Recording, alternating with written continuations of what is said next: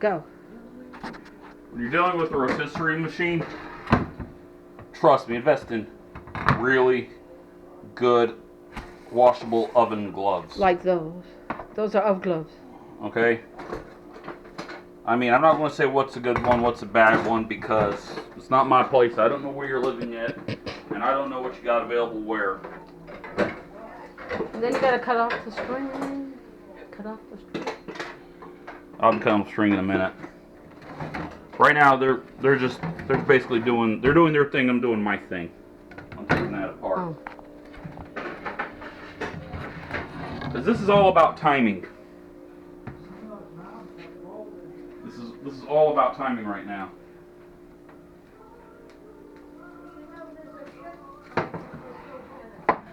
This is all about timing. All right.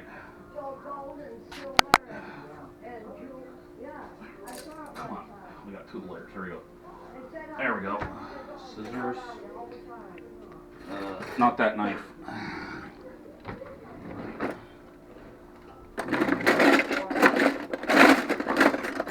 That'll do. Sweetie, give me a double prong poker. Oh, thank you.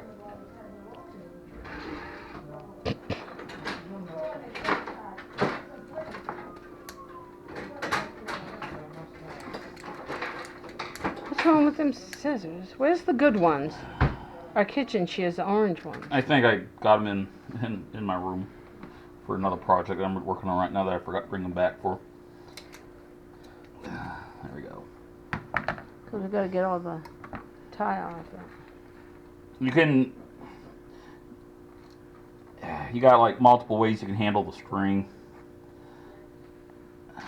But me, I like taking it off because, you know, it's just to make it easier. Get my noose out from under it. Oh, child, that's a bit warm. Yeah, it just came out of the rotisserie. Yes, it's a tad bit warm, don't you think? Yep, there we go. I tied this up a little too good. Yeah, we'll throw out the tie. There we go. There's that string. Alright, I'll slide this over here.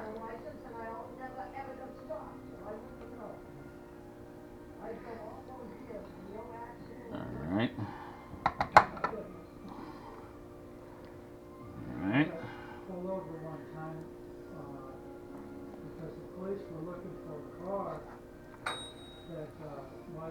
And the timer finished.